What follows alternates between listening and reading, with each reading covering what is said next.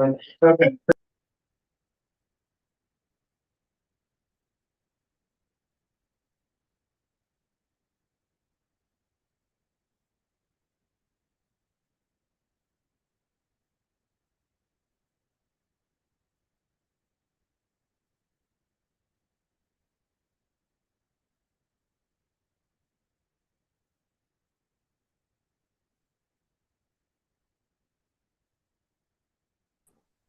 All right, come on.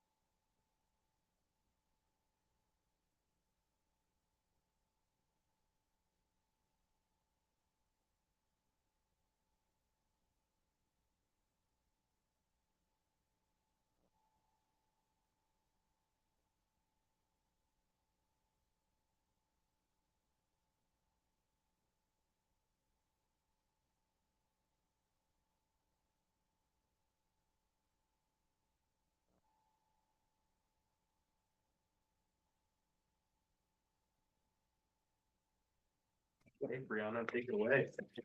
All right, so for roll call, do we need it? Is there any questions or do we want to need to go through anybody else? I think we have it covered.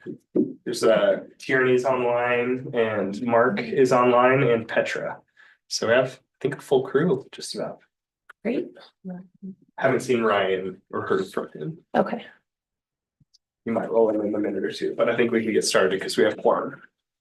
perfect. So we'll start with approval of January 6th meeting minutes. And I think the only thing I saw was just Brenda's been listed on these, but she is turned off, so removing her. But otherwise, anybody in favor of approving those notes? I move to approve the notes with that one edit. Any second? Second. All in favor, say aye. Aye. Those are approved, and we will move on to public comment. We'll say that. Okay, looks like we have a few folks online. So we'll start with Todd. Todd, you can go ahead and provide your public comment. Great. Thanks, Cyrus. And thanks for the opportunity to speak. I assume you guys can hear me okay? We can, thank you. Perfect. Thank you. I'm Todd Dow. I'm representing High Desert Frameworks in downtown Bend. And I just wanted to, well, it's actually more of a question than a comment, but I do appreciate the opportunity to speak today. I participated in some of the BDAB meetings last year when the initial tough plan was enacted and provided comments back there as well.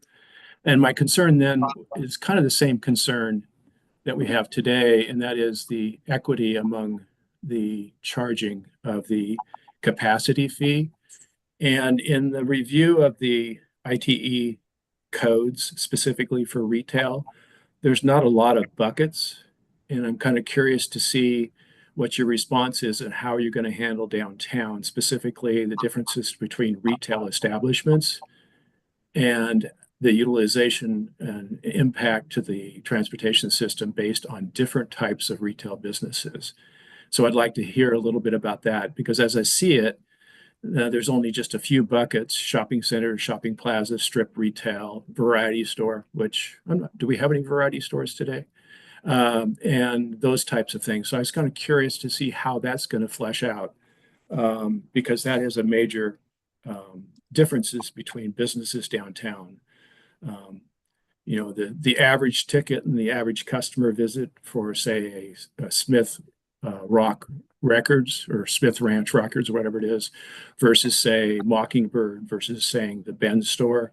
I think we have a completely different impact to the transportation system. Those are my comments, and unless there's specific questions to me, I'm going to drop off and join the YouTube channel. Hey, Todd, before you go, can you just remind us where High Desert Frameworks is and what the sort of parking situation is in front of your store? Oh, sure. We're right next to the FedEx office and next to the post office and sandwiched between Visit Bend. Our landlord is the city of Bend. We do not have a back door, and we have 15-minute parking out front, which we love, and we have 2-hour parking across the street. Thanks, Todd. And we'll be talking about the transportation fee in detail today. And so maybe afterwards, we can follow up via email and see if there are any outlying questions that we can cover with you afterwards. Perfect. Thank you so much. Thank you. Okay, Natalie, if you're online, would you mind raising your hand if you'd like to give public comment? Okay, does not appear so. Marilyn, you can hear us online. Okay, hand raised. We're going to unmute you and you can get started. Now, you should be able to go ahead.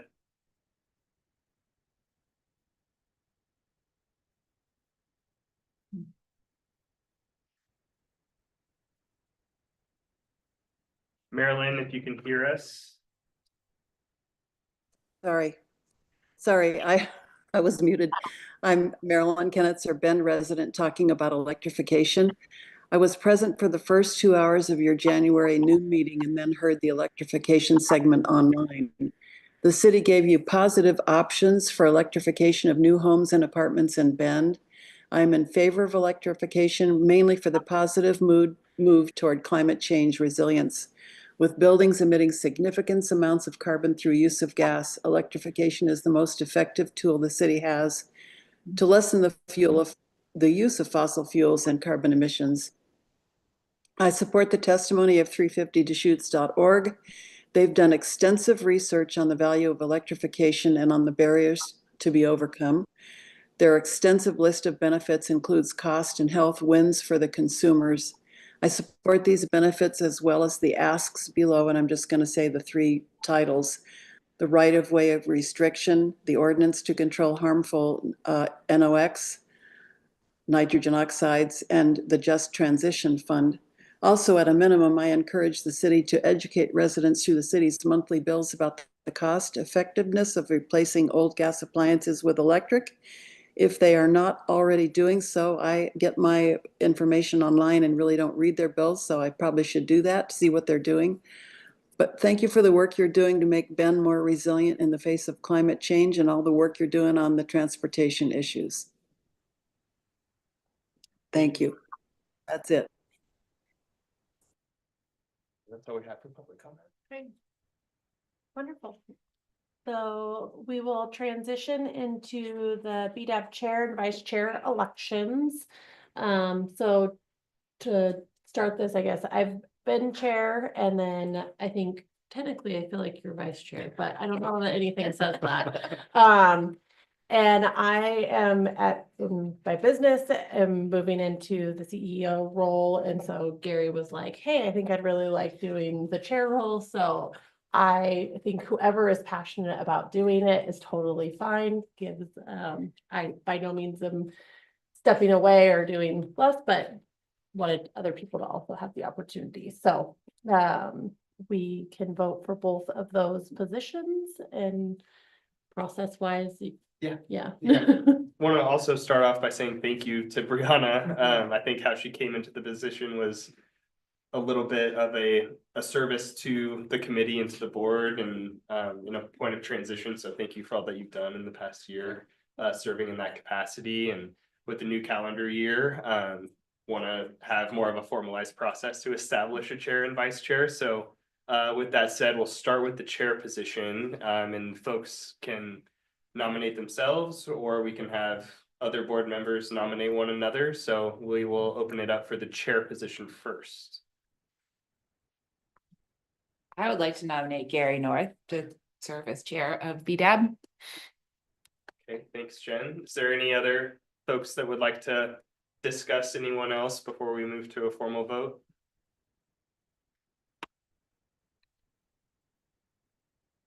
Okay, then with that, we have a recommended motion if anyone would like to get that started.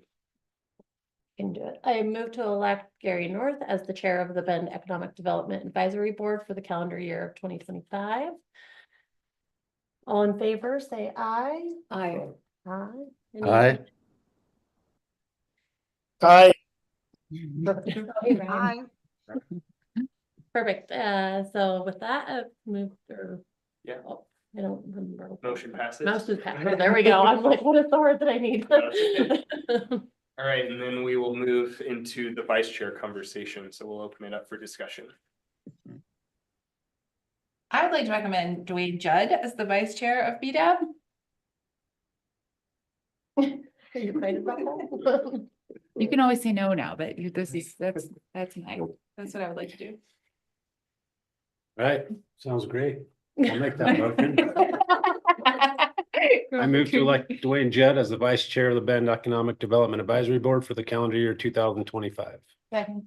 Does he get a say in? Do you want to be in that position? Next. I accept. Okay. Mark, did you want to say something? I was just gonna say aye when we voted.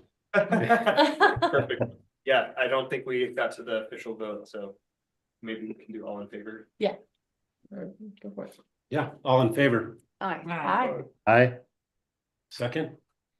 Oh, I was the second, so just. Motion passes. Yeah. Okay, Can't get through that part. Great. We're still working on Robert's Rules of Orders, I see. we're getting That's there. right. Yes. Efficient agenda item. Thank you both, Gary and Dwayne, for being open to this service and really excited about having those roles a little bit formalized and getting to work. So thank you, and we can move on to the next agenda item. Can we change it to 3-year terms? To 3 years. We're gonna have to amend the bylaws for that one. Okay. The next agenda item, we're gonna be talking about transportation fee phase 2. So we'll welcome Sarah Hudson.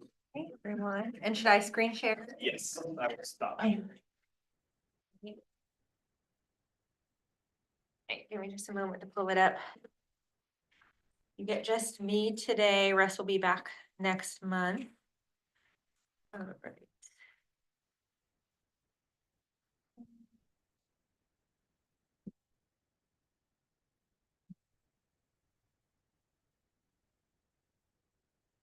Hopefully you guys saw in the email I sent out yesterday, we are hoping to have one decision point in the presentation today. And then also talk about some progress updates on the other decision points that council has requested on this item specifically. All right, so goals of today's presentation. So as Cyrus just said, really trying to get around a decision point recommendation around exemption or discount options like we started talking about last month. And then we'll get into an overview of the NAICS data being linked to ITE data. We started talking about that last month. Next month is really where it's going to all come together, and we're going to present some numbers and have options to review, but continuing to kind of build upon our understanding of this so that when we really get to that next month, we all have that kind of solid data foundation and everyone's kind of tracking the information to kind of get there. Then a quick communication update, and then can kind of talk about next steps. So that's the idea for today. Here is the timeline. So kind of as said, March 3rd, this is the next meeting. That's where we're really going to get into the meat of this a lot more, where we have different rate scenarios and sample bill. So really providing some cost estimates and how this is all shaking out, which I know you all have been pretty vocal. You know, we can't kind of make this decision in a vacuum. We need these numbers to really make some firmer recommendations. So that's what we're working toward. We know this is a pretty aggressive timeline. And so we wanted to put forth kind of an amended timeline, realizing that that's a lot to get through next month. So originally we were thinking we'd have that March 3rd meeting, go to council later in March, and then look at fee adoption in April.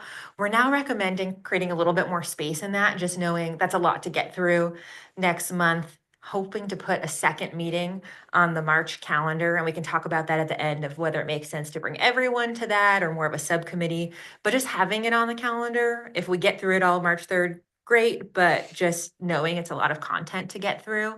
And then just providing more opportunity to chew on that and then go through the options. So that would mean things on kind of the council agenda just getting pushed back a little bit. So like an April work session instead. So kind of looking a couple weeks later, and then May for adoption of a fee resolution. So that's what we're kind of putting forth as that might feel like a more realistic timeline, just creating a little bit more room in there. Any questions on that before I move on? Sarah, does that give enough time to communicate to the businesses the final decisions? That's what we're hoping. We're hoping it actually is a little better than the original timeline allowed. And I'll get to this in the communication update, but we're hoping that to hold like an information session, maybe in council chambers or elsewhere, so that we can really communicate what that looks like for businesses too. So having additional touch points along the way. So hoping it actually is better than what the original timeline kind of allowed for. Great, thank you.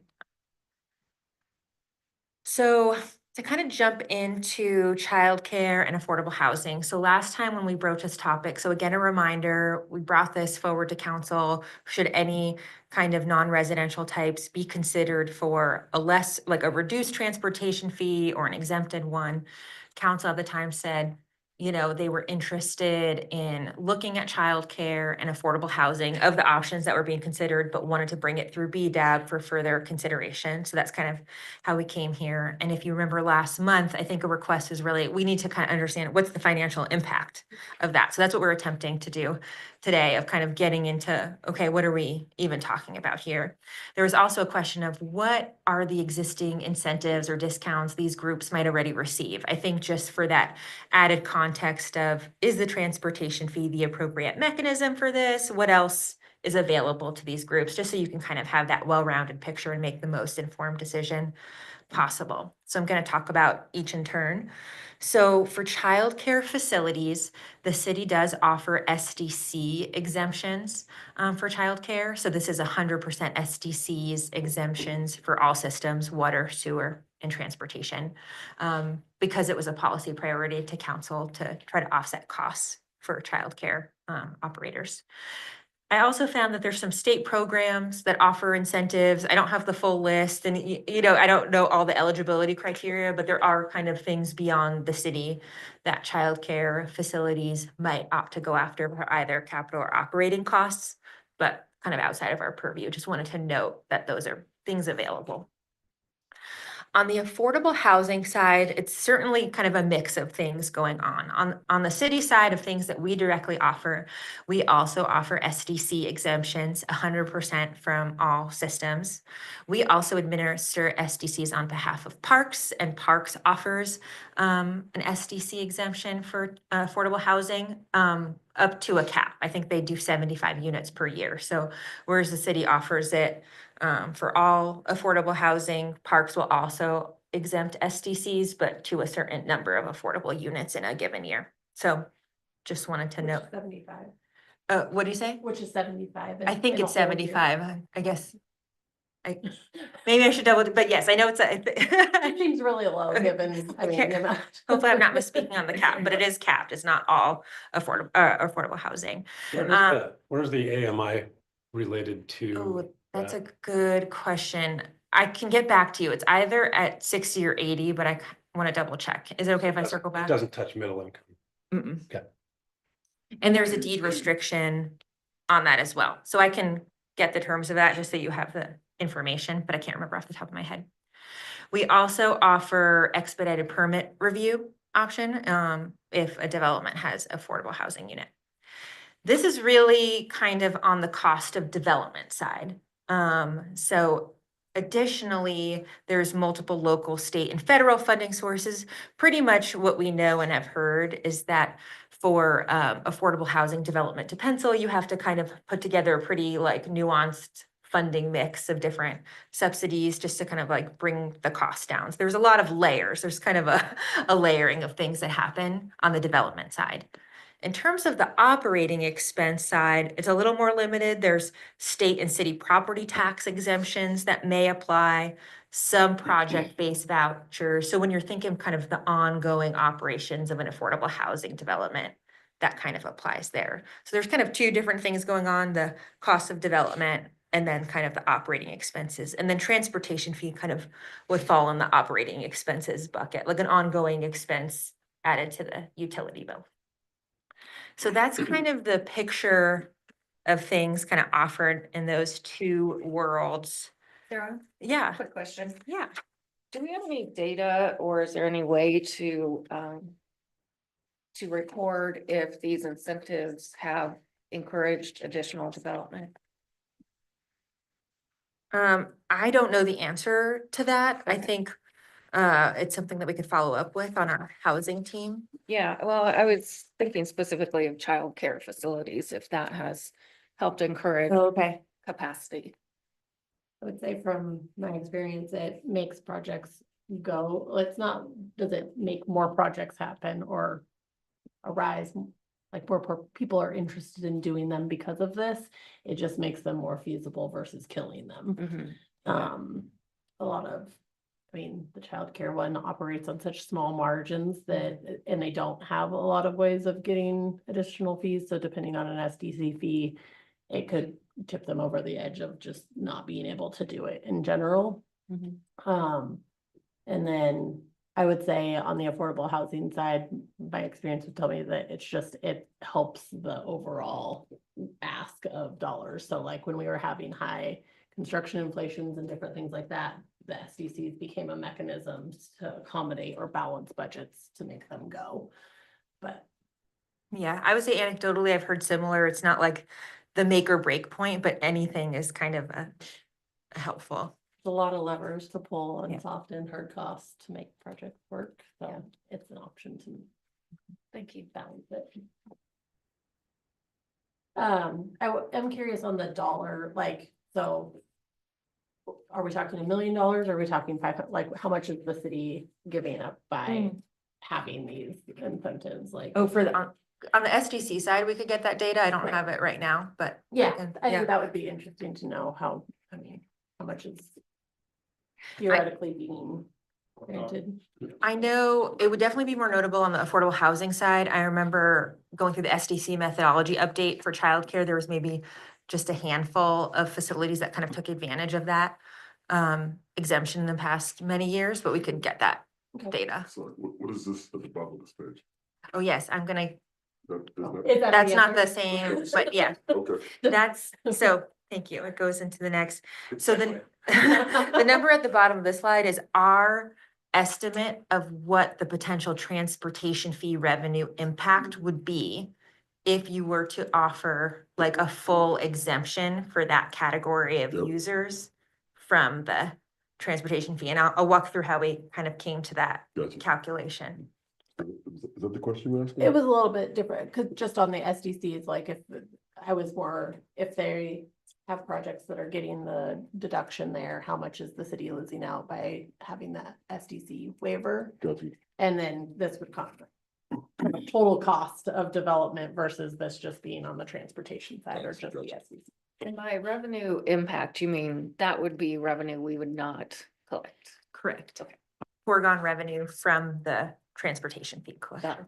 We're assuming, I'm assuming that if we make a decision based on childcare and affordable housing today relative to the transportation fee, that the math associated with that gets recalculated into the remaining businesses that will be paying the transportation fee.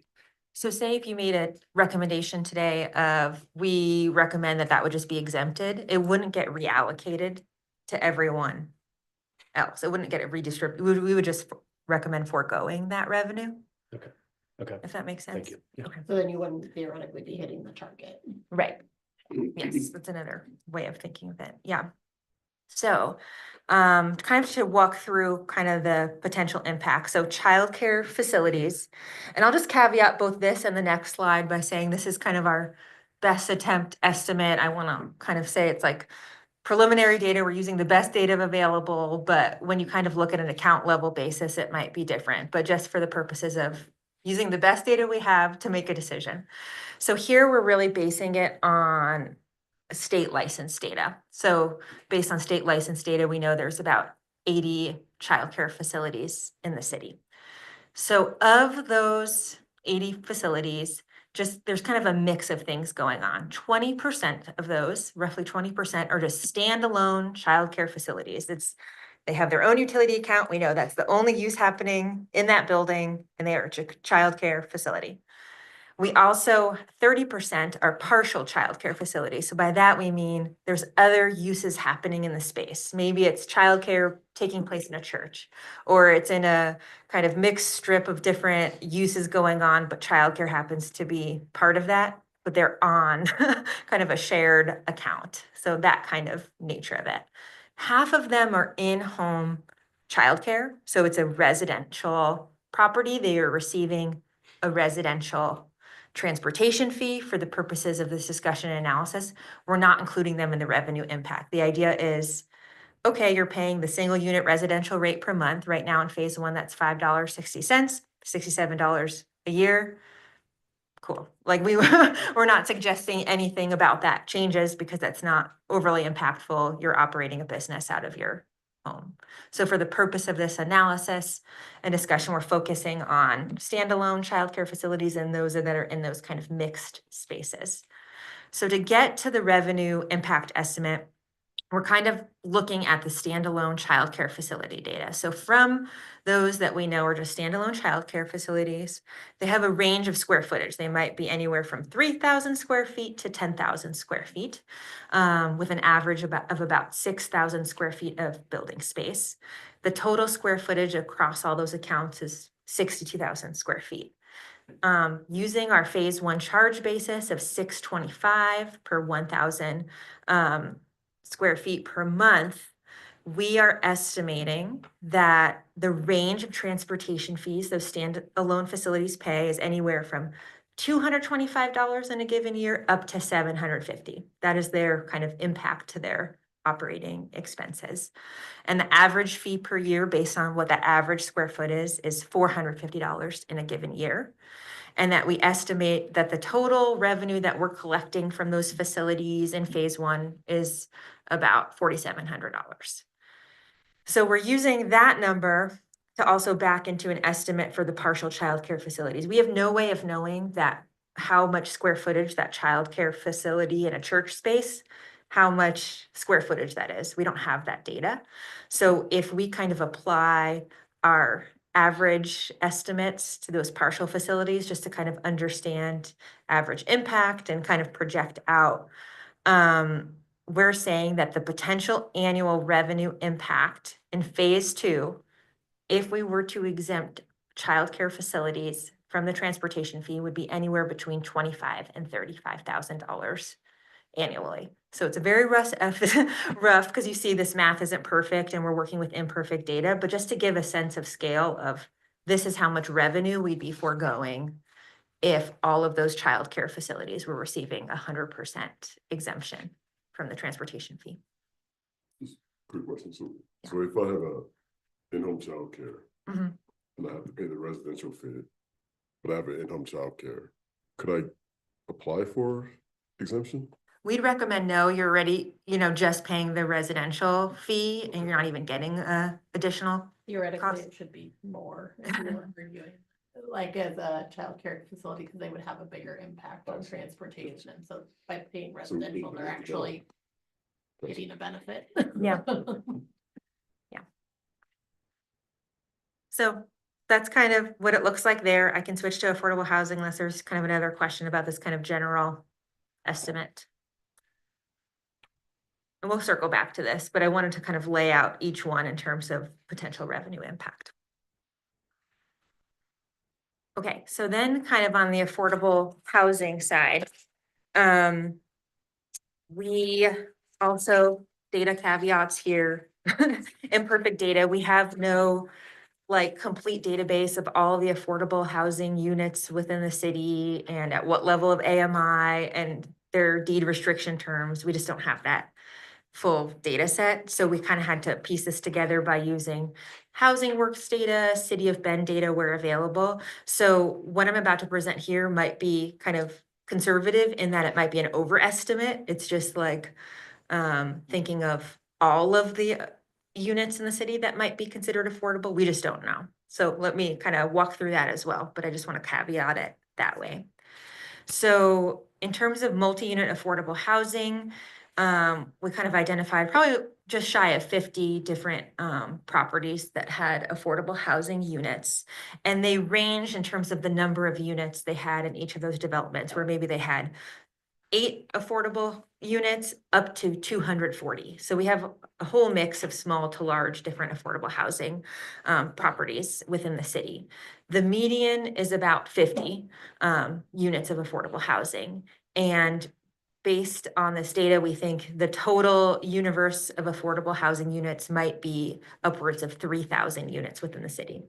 Again, that might be a slight overestimate. It's just kind of based on the data that we have. If we use a charge basis that we have in phase 1, any multi-unit residential is charged $4.15 per unit per month. So that's kind of the number that we're applying to kind of back into an estimate. So in terms of what that current impact is based on a range of 8 to 240 units, the different properties might be paying anywhere from $400 a year in transportation fees up to $12,000 a year if they had 240 units. If it's just looking at that median 50 units, it would be looking at about $2,500 a year in transportation fees. So based on this, we think the total estimated revenue collected from multi-unit affordable housing in phase 1 might be between $135,000 and $150,000 currently.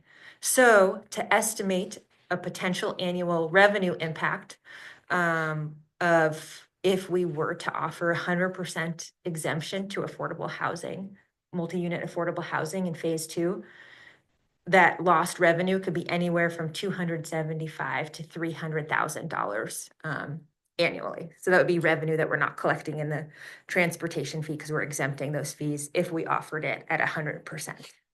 What is the revenue target? So 5? it's currently 5 million Million. and it will be 10 million for phase 2. Okay. And then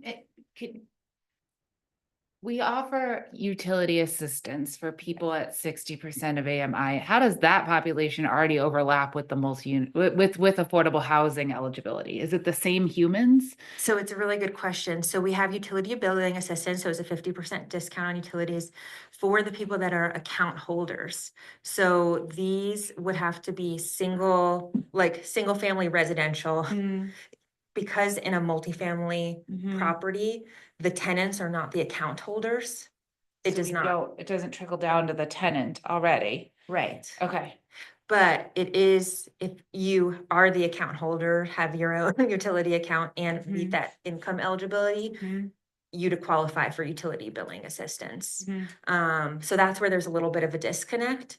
I think a couple things to mention there. Also, we're continually trying to figure out ways to expand our utility billing assistance program to try to capture more people. It's just the difficult nature of how kind of multifamily operates, that there's not, there can be turnover in the tenancy, but the property owner is like the holder of the account and then puts it as part of the kind of rent mix. And in affordable housing, that's capped and controlled of like, you can't charge, you can't raise the rent a certain amount of money to keep it at an affordability level, which is why this is really a discussion that's kind of targeting the affordable housing operator component of it, because that's the kind of group that's absorbing the cost and then they can't pass that fee to the tenants. And depending on the housing model, so like permanent supportive housing, Cleveland Commons that just opened, the building owner has to pay all utilities. So the tenants there actually don't get charged any utilities to begin with because of the type of housing that it is.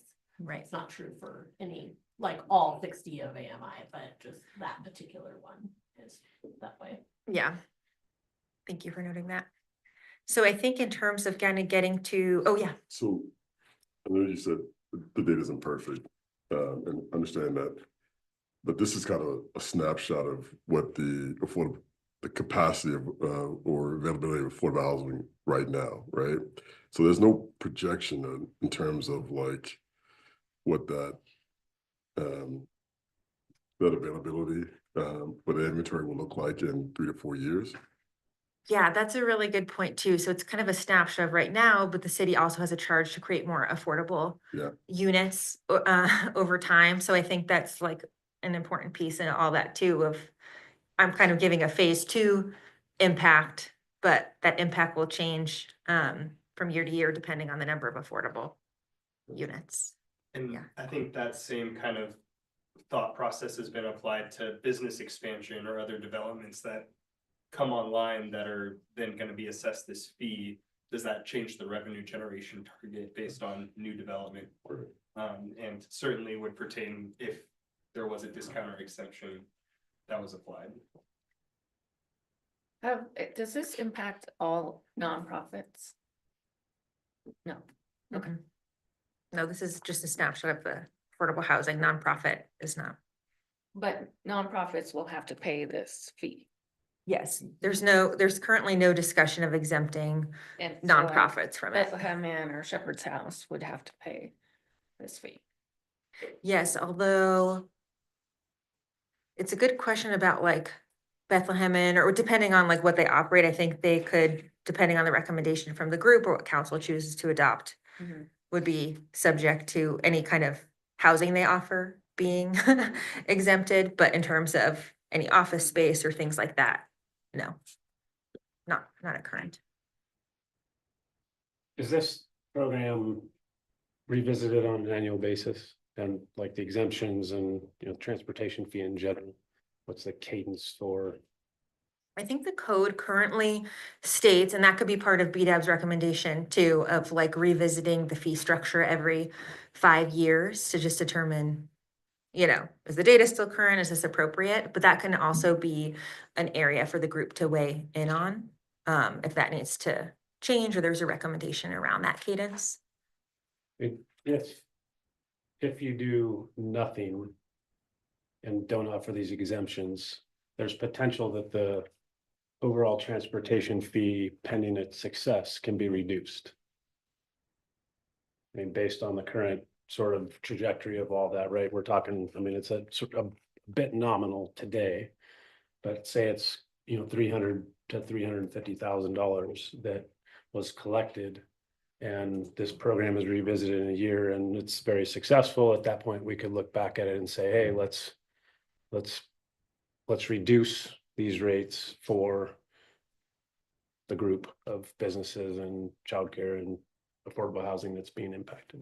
And other cities have done that, like with cities that have had, like Hillsborough, for example, where it's been established for close to 2 decades or, you know, over 15 years. I can't remember exactly, but I think it's like an every 5-year review. It's very common to have that in the ordinance language, where they've then adjusted the rates just based on how are we currently doing with revenue collection? Do we need to bring down business or bring up residential, you know, just based on how it's going.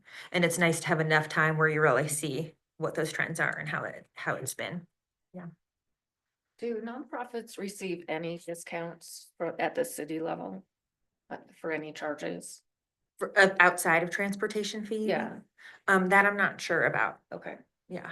I'm just running through my head of all the nonprofits, Right. Family Kitchen, Mhm. et cetera. I think there's some licensing options that Okay. would apply to nonprofits through their business registration or other event type permitting. But I can look into that and circle back with you. Thanks. So, Oh, yeah. so if if I own a home and I have, let's call it between 1,500 and 2,000 square feet. What would my rate per month be? So on the residential side, it's not based on square footage at all. It's Right. just if you're kind of a single family house or multifamily, so kind of part of a Okay, duplex or more. So at current, it's either $5.80 per month or $4.15 per month per unit. so the 415, thank you, because I just kind of think on a par basis. So the 415 that we are currently charging in phase one is equivalent to sort of the bottom end of a residential if you own a home or if you're in a home. And so we have options of looking at it in terms of a discount off of that 415, but if so chosen, right? As opposed to giving 100% discount, 100%. Right, Gotcha. exactly. And that kind of feeds into this next, in terms of the guidance. I know I'm kind of giving estimates at 100% level, but there's some gradients here that you guys can weigh in on. So I think based on the information presented, there's a few ways to go with it. You might choose no discount. Maybe the transportation fee isn't the appropriate mechanism for this, or it's not so much of an impact to operating expenses. You know, you might choose not to recommend moving this forward. You might choose a 50% discount. So here I'm kind of offering different levels just based on other things we do.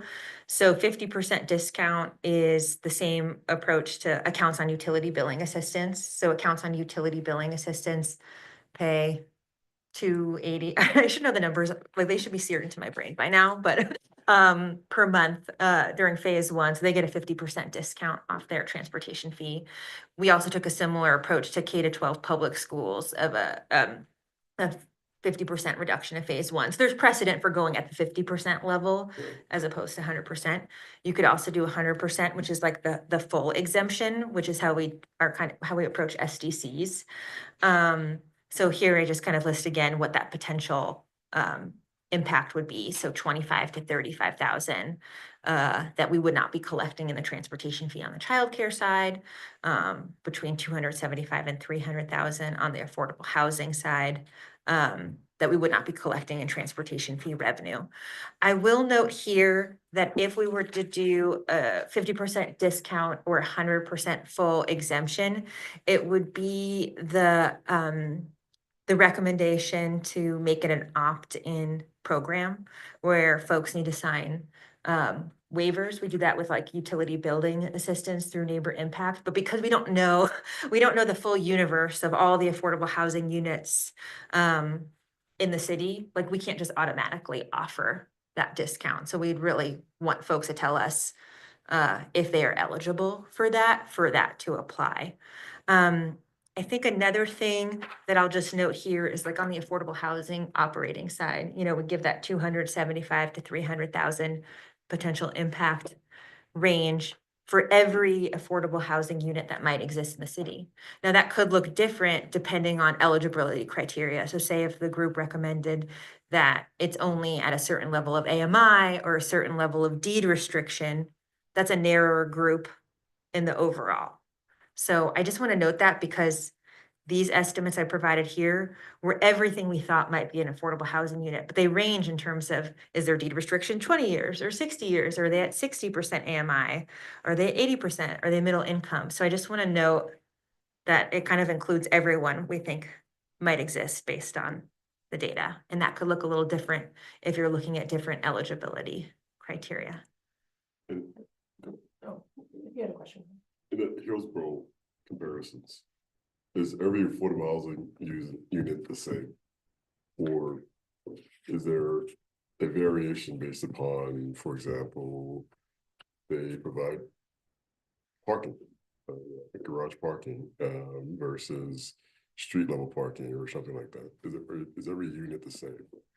I don't know offhand. I can get back to you on that. I'm pretty sure they don't offer an affordable housing discount if my memory serves, but I don't know how they look at different types of units. So Hillsborough does not offer a discount or exemption.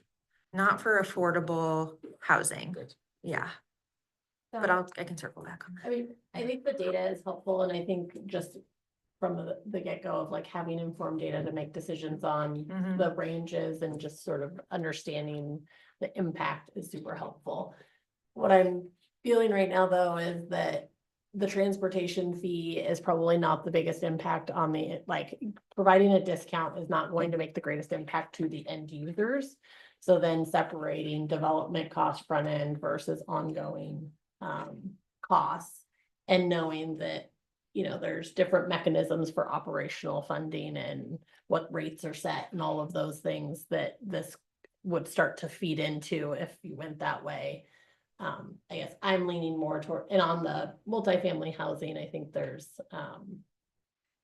yeah, on both of them, I think it's more of an operational ongoing cost than it is an upfront cost. And I think probably the SDCs and different things that are already out there for incentivizing those to get them open and provided, which is a goal for growth, makes a lot more sense than maybe the potential ongoing discount.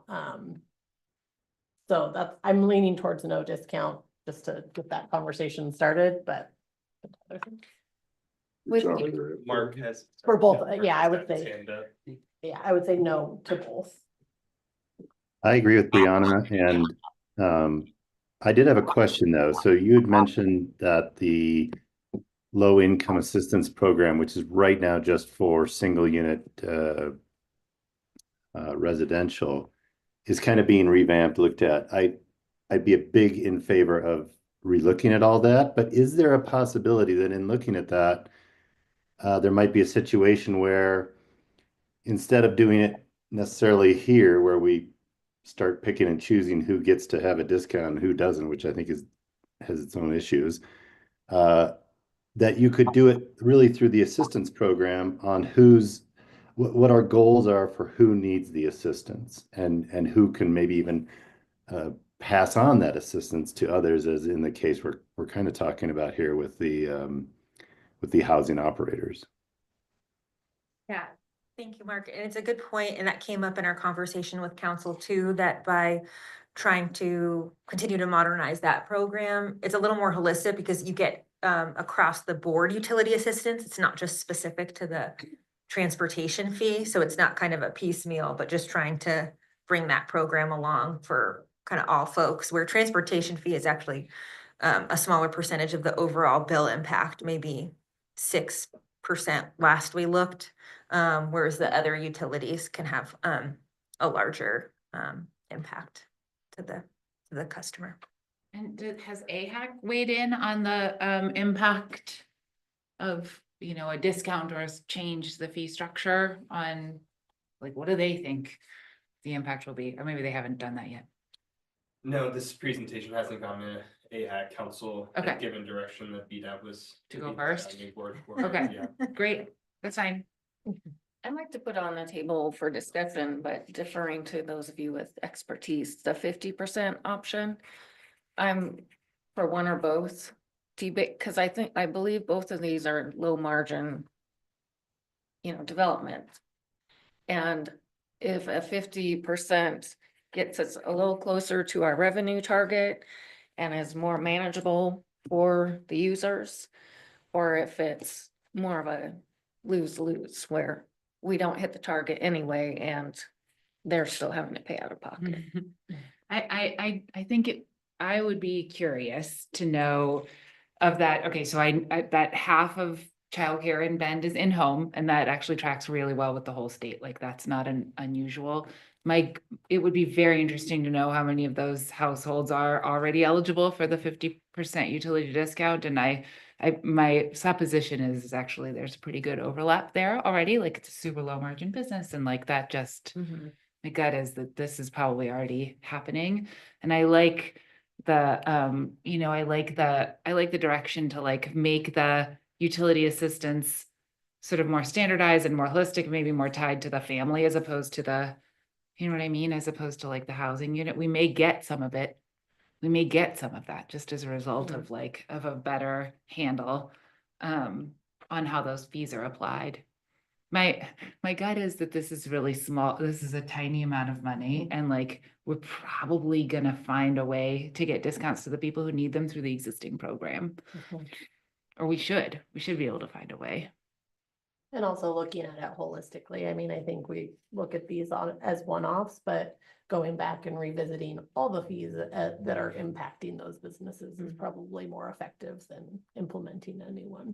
I think that the Shepherd's House question is more interesting to me, right? That like, you know, when we sort of are doing things in a circle, we're subsidizing housing and also then we're like, you know, fee, assessing a fee on the subs. Like, is that actually is kind of a more interesting question. It's like when the city's getting involved directly in supporting housing. You know, just being thoughtful. It's probably easier administratively too, to have one Right. application that's like, what Yeah. are your cost challenges that Yes. are affect, like, that the city has control over? Yeah. And then holistically looking at those and being like, we have 10 people that Okay. we could make a significant impact Yeah. to if we just gave them a little bit of. And we've got this program, like, let's use it. I think, you know, I'm a numbers person and it's always hard at a high level to look at this stuff, right? We started out saying we're gonna raise 5 million in the first round. Now we're raising another 5 million. These are fairly round numbers.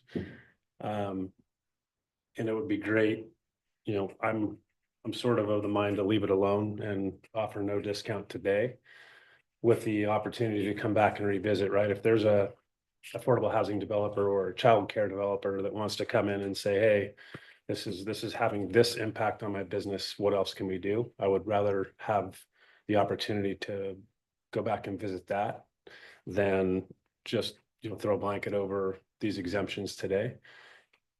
Also wanting to revisit if in a year or 2 years, we look back at this and say you've exceeded your revenue targets, you know, similar to like a kicker or something, that if there's a surplus in here, that there's, you know, that comes back with another opportunity to say, what do you want to do with this? Do we reduce the rate so that we kind of level this out? Or do we put it back to the general fund that we get to give it to specific people that really need it? Yeah, I mean, it Yeah. could sit there as a surplus and, Yes. and be that mechanism that then funds special projects. Mhm. So there's, you know, a lot of ways to kind of do that, but, you know, big picture, again, we started with these sort of very round numbers at 5 and 10 million. And it'd be great to see, you know, the success or not of that program. And it sounds like phase 1 was successful and the target was met. So assuming that we're going to continue down that path, then there may be an opportunity in the next year or 2 to really kind of revisit and hone this a little bit better and understand from the city's perspective, you know, at a project level, you know, where do those taxes go? What are we getting? What is the community getting for this tax, right? So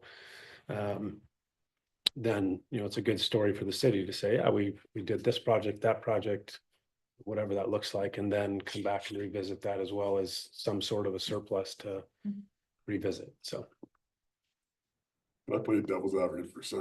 Mhm. Because I would argue that the childcare piece, the childcare facilities, is potentially worth the 100% full exemption. Just because in this particular environment, like I'm thinking about one, a single mom that's living in affordable housing and having to pay for childcare, and who that childcare provider is. That it's the childcare provider is probably a sole proprietor, whereas the developer of the affordable housing is probably a corporate entity that can find other ways to offset those costs a bit. Not sure, but that would be my bias at this point, and would like to check that. And so, and because the impact is sort of, you know, diminutive at this particular point, it's not a great deal. Not really, to your point, that 10 million or so, you know, that won't make much of a difference. And to the earlier point about incentivizing, you know, perhaps it does provide a little bit of incentive, or if we don't make it 100%, make the process for getting it subsidized extremely facile, so that there's no administrative hard work or lift for the childcare facility. It's true, because we're gonna know who they are, right? Yeah. Like you're gonna assess somebody based on a categorization that we already know about. And so Yes. it shouldn't be hard to get a discount, right? Because we are, yeah, I agree. And I will Don't say fill there's forms. one other option here we didn't dive into, but it would apply to standalone childcare facility only because we know it's happening. Another option for that group is to move them to a lower bucket. So Mm, say they were gonna be in bucket 3 based on their trip ratchet them down generation to rate, Something else. move them to bucket 2, so that's another option that you can recommend on, but specific to that group because we know what the use of that's happening in that building and then could categorize them differently. What's the school district? What's their bucket? I was just trying to dig back. They're to- charged per student. Ugh. Yeah, so it's Never different, and mind. it's special Forget unit, it. yeah, but just wanted to point that out. I know it's listed, but we didn't dive into that. Yeah, I mean, the flip side is I don't know that the discount is a needle mover for childcare in general, and I don't say that. There's so many challenges with that already that we all have to figure out. I don't disagree with you at all about, we need to figure out a way to get better childcare. This mechanism is, yeah, again, it's not gonna move the needle on childcare, generally speaking. You're not, somebody came to you with a childcare facility. This won't, yeah, it's not gonna sway one direction or the other, most likely. And I think we gotta collectively come up with a solution for childcare. And I would, yeah, I mean, I definitely think both of these scenarios should be looked at to be incentivized to get housing and childcare on the ground. I just don't know that the transportation fee is the right mechanism. So can we get childcare solutions on the agenda for March? Yeah. To figure that out.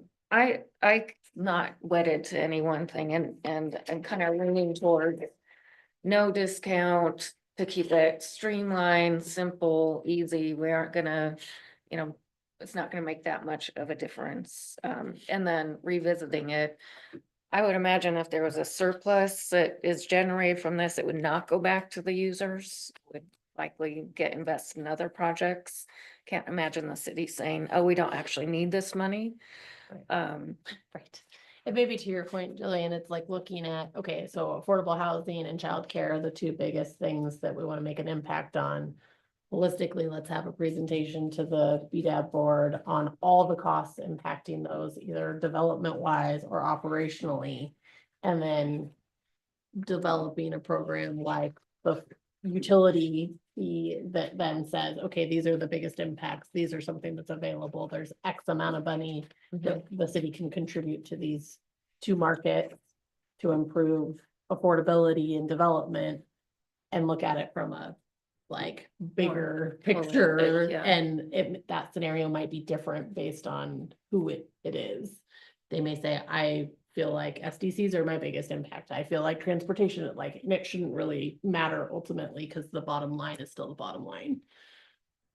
Okay. So maybe we just you jumped ship of where you're talking about, but I think that's a better impact overall if we're gonna talk about costs.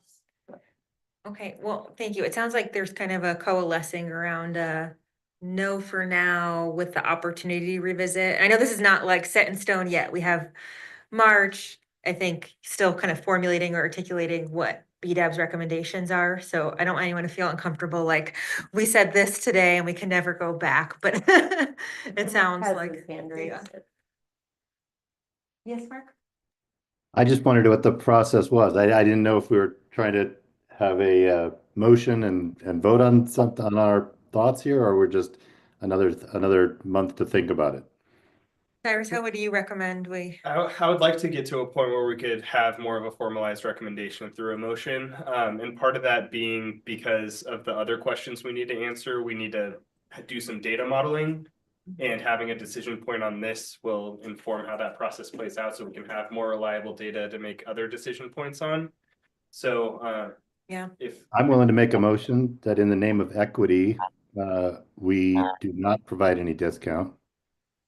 And that we ask the staff to go back and let us know how or when they're going to start to relook at the low income assistance program and potentially expanding that to meet the goals of the chamber, which I believe is based on your presentation today, having to do with childcare and affordable housing.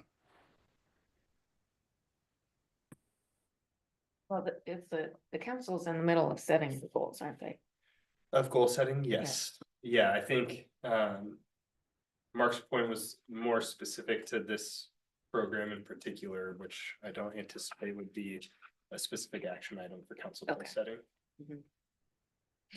I think it's a little bit semantics, but I think it's important to differentiate between capital A affordable housing, which is what this is discussing, 80% AMI and below. So Great. So it sounds like the recommendation moving forward would be not to offer any discounts and exemptions at this time, but to have a specific cadence in which this would be reviewed and brought to BDAB. Do we have an idea on what that cadence might look like? Annually, 2 years? I think initially annually would be great. And then, you know, as the program stabilizes, then you could look out 5 years. Great. So. Yeah. I would agree. I think 5 years initially, I mean, I get administratively, that's more work, but 5 years seems like too long on an initial implementation. And this will just be the recommendation to council, obviously, and then we'll go from there. But someone want to give a motion maybe in a few less words than Mark had articulated, outlining those ideas? Yeah, I'll move to have no discount for affordable housing or childcare at this time. I think it's more like the recommendation is, or you move that BDAB's recommendation is that the tough phase 2 fee is not discounted for these 2 buckets, right? Like we're making a recommendation that you don't. Or for any buckets. Yeah. These are the 2 we're talking about now, right? I guess I don't trust that they're not gonna come back and have other discount buckets in future meetings. I think at this point that this is that decision Yeah. point. It's Okay. either these 2 or Nothing. nothing this with is what we it. know now. This is the only. Okay, and the discussion part of this is, in March, would we start to see the buckets and how many and what the Yep. actual impact is? Yeah. Okay. I second the motion. Whoever made it. I believe Gary made it. Oh, So all in favor? Sorry, does the motion include the review or no? The annual review or no? That's my understanding. yeah, Yeah. cool. Okay, all in favor? Aye. All opposed?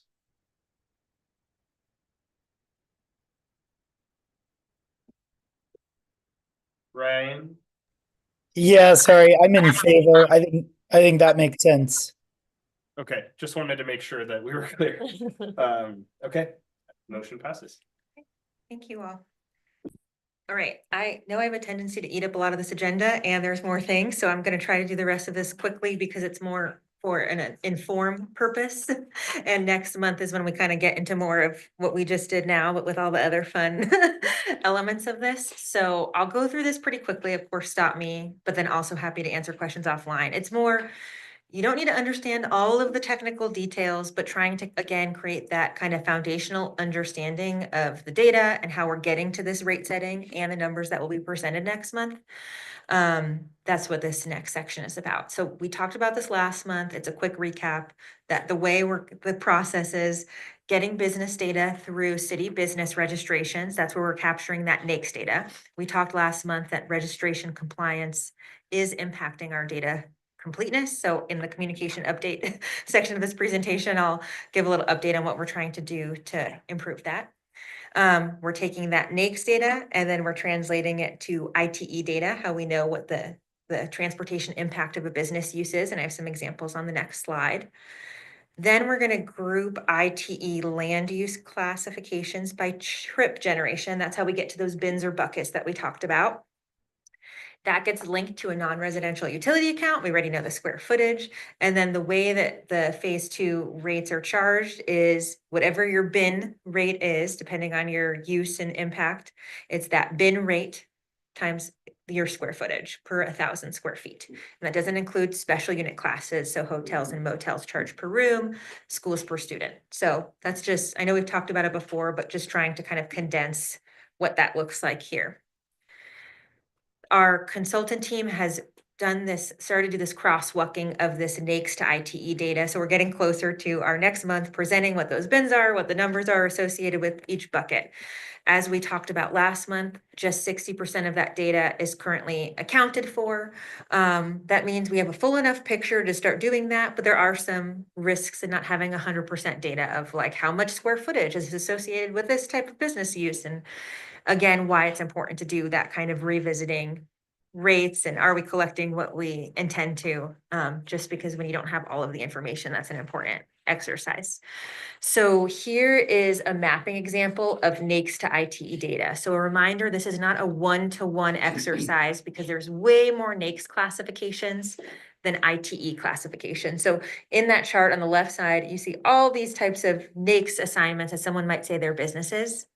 When it gets translated to ITE, that's all general office building. So I just kind of want to show what that looks like in practice so that we come back next month with those buckets and who's in what, that part makes sense. We're making reasonable assumptions from the data. At a broad level, we're not going account by account, but a reminder, that's why an appeals process is available. If someone determines, hey, I'm not in the right bucket, they can let us know and we can reclassify them to the right bucket. So it's okay if it's not perfect. We're doing our best with all the data that we have, but it doesn't mean someone's stuck forever if we didn't have the right classification for them. Do you anticipate through this process that we'll get closer, we'll get more of the data? Yes. Okay. Yeah, we have some things that we're trying to do to make it better in advance of July 1st. And then I think just through the process too. And that's something that we're going to come back next month too, to try to get the group's recommendation on is, okay, we know we're still not going to get to 100% by the time we need to. What might the group recommend we do when we don't have that data? Do we put them in the second highest bucket? We'll present some options, but we need to kind of figure out what we do with folks where we don't know what their business use is because they haven't told us. Okay.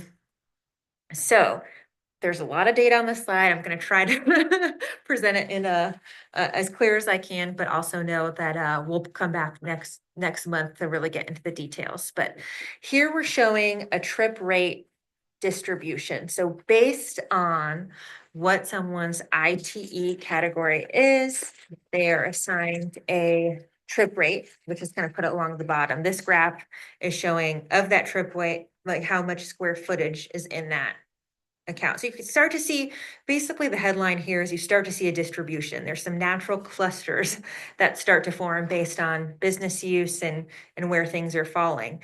And on the right-hand side of this chart, we show how Hillsborough and Newburgh divvy this up of what the average daily trip rate is, like how many trips, and then what that rate is per bucket. And you see that it's kind of this curve from, like say for Hillsborough, if that trip use is generating less than 7 trips per day, it might be 30 cents per 1,000 square feet, all the way up to their highest bucket, which is $43 per 1,000 square feet. So just so you kind of understand the relationship between buckets and costs and how that all divvies up. And again, we'll come back next month with numbers, but just to try to draw that line.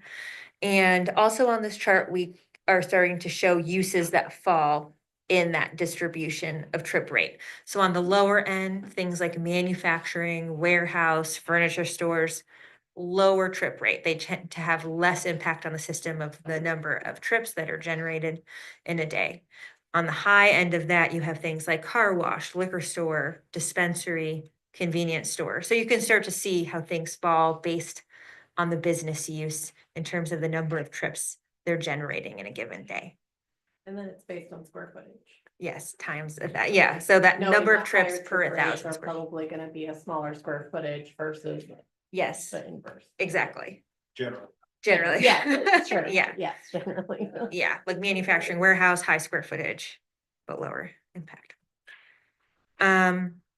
So I want to be respectful of time. I know that's a lot. And they're probably prompted a lot of questions. Is there anything immediate I can answer before I kind of go to communication updates and next steps? Yeah, Tierney? I do have one question. Well, just to get back to the, we had the public comment question before from the High Desert Frameworks, and he's actually my neighbor just a block away. So just looking at that, his concern was that there seems to be a strip retail plaza retail designation, but he was kind of worried about, that doesn't really fit downtown shops. So I was wondering if you could address that. Yeah, thank you for raising that. And that's something that we're planning to come back next month with more data on how to approach mixed use, because there's kind of a technical component of that where there might be a lot of uses happening in the building and they don't fit neatly into. Right, yeah, his building in particular is like where the parking garage is, so. Yeah, so that definitely, it's not all on him. But yeah, and then like we're in a building that has residential units and a restaurant and a salon.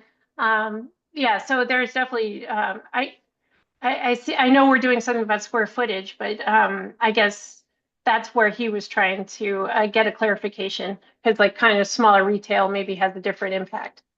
Absolutely. And I think this is where, when we present options next month, that we're really looking at things like the SDC methodology that wrestled with this already, where on the SDC side, we have an integrated rate, which takes into account that a lot of uses are happening, especially in kind of either commercial strips or downtown or other commercial centers.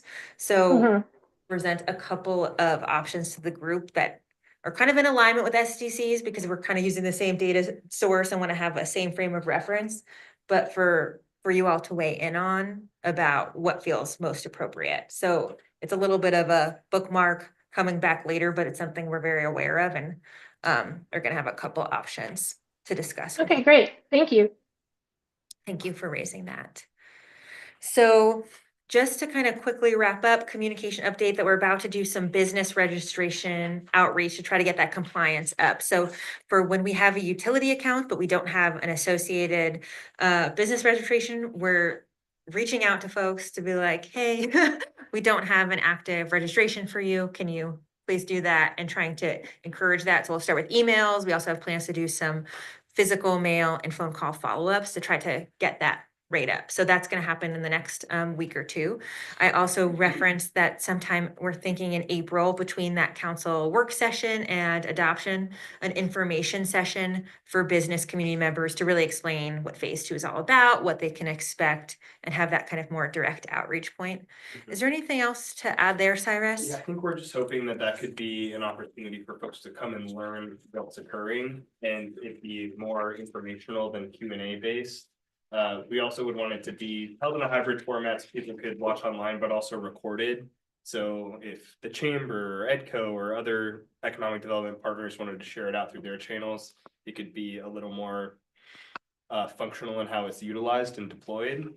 So that's kind of the intent. And I think it would be great if we could, Sarah and I think are going to be the primary facilitators of that conversation, but having a BDAB volunteer kind of talk about what the role of the board has been in the development of the transportation fee and the current involvement in decision-making, I think would be helpful. So When are you thinking about doing that? in April, probably towards the later part of the month, after council has already had their touch point with Sarah and Russ. So I'm gonna wait for your phone call. You're gonna wait for my phone call? Okay. I'll call you directly. I'm sure I'm not, because if it came in that utility bill, I didn't look at it. Well, we haven't done it yet, and it's a separate Okay. process, but yeah, so it'll be a way of informing My people who phone might. now. Yeah, okay, just let me know what it is. I'll make sure I make that call. It's through the business registration process, right? Mhm. Yep. Jillian, does that indicate that you would maybe be interested in? Questions? I would like to be there. I have too many variables and I don't have all that knowledge and context to Sure. be the official. I'm happy to participate if, in explaining what our process was and, answering any questions. Thank you. I think mostly it's just a little bit of a, hopefully a more comprehensive dynamic to have a community member be a part of that conversation rather than just city staff. So I don't think it would be a huge responsibility. And April, right, I mean, yeah, just when you have a solid date, let me know. and I'll Okay. Hopefully confirm we'll have that, that but by the end of this week. Okay. We're hoping to have that should be. a date pinned down. Great, thank you. So I know I talked about timeline, March 3rd. I'm really building this up, but I'm excited. There'll be more, more to come then. So, and then just a reminder of having like that second March touch point is going to be good to have on the calendar. So just to wrap up, I think we need to kind of decide on that second March meeting, the when, if it's this full group or a subcommittee, just making sure we protect that time, knowing that I'm really sorry, eating up a lot of your agenda. So it takes us a long time to go through these pretty big items. So it makes sense to have that additional touch point. And then the recommendation, a reminder of the recommendations that will be requested from BDEB during the March meeting. So this is where we're going to get into the number of grouped use categories, so the number of bins, how we're going to classify mixed use accounts, so kind of getting to that, those options of that mixed use type. The data approach to rates, including any fee caps. So if we determine that those in the largest bucket might not pay more than X and how that affects everyone else's rate. So we're going to show a couple options there. And then how do we want to handle accounts where we, even despite our efforts to increase business registration, that we're still missing their business use data and how we might handle that. So those are the things that we still have to work through next month. I would advocate for a subcommittee meeting. I just think there's a lot of data that's hard to sort of like hash out in a larger group. So a smaller group to get like it narrowed down into like, this is the direction, and then bringing it here would be super helpful. But Yeah, I think a component that we need to be comfortable with is that subcommittee essentially formalizing recommendations without the full representation of the board. So as long as we have that understanding, we can certainly get a subcommittee set up. They would Brianna, like, are you saying? they'd so- roll in with a recommendation and then we would talk about it and vote. The timing is a little bit challenging. Or do we for not all have of- time for that? For all of that to occur. I don't know if there would be potentially an option of having the subcommittee meet prior to like reversing the March meetings to have that first meeting in March be the subcommittee and then the second one be with the larger group in which. Yeah, as long as So- everyone's okay with doing it off cadence of, we Right. wouldn't make March 3rd. It would be hard to have a subcommittee meeting before March 3rd. Right, so March 3rd would serve as the subcommittee Subcommittee. meeting, and then there would be a full board meeting the third Monday of March. it was just an effort to streamline and make informed decisions. So either if we need to do it here, we'll do it here. I think it's a totally fine recommendation. I just want to make sure we're all aware of the implications. So if we did that, then the full meeting would be later in March. We'd have the subcommittee's recommendations. Is there any other interaction point before it goes to city council? I think there would be. No. Not based on the schedule. No. I don't think. So the subcommittee meeting would be on the 3rd and then the full board would meet on the 17th. 17.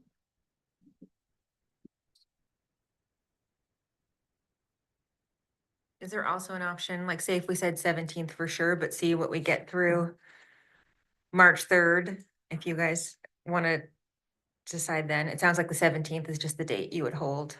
Yeah, we hold that just Okay. precautionary. That third Monday, Mhm. so let's keep the 3rd on the books. Okay. It sounds like, and see what we get through and we'll use the 17th as needed. And then maybe at that time determine if it's the comfort of subcommittee versus full for the 17th. So we effectively turn the March 3rd meeting in here into a subcommittee meeting. I think we're straying away from that idea and we're just gonna keep the 3rd Okay. with the full board and see how much we're able to accomplish. Gotcha. Okay. Yeah, sounds good. Thank Thanks, you for Sarah. letting me take up so much of your agenda. We made one decision. so We can feel good about that. All right, thank you all. Thank you. Thank you.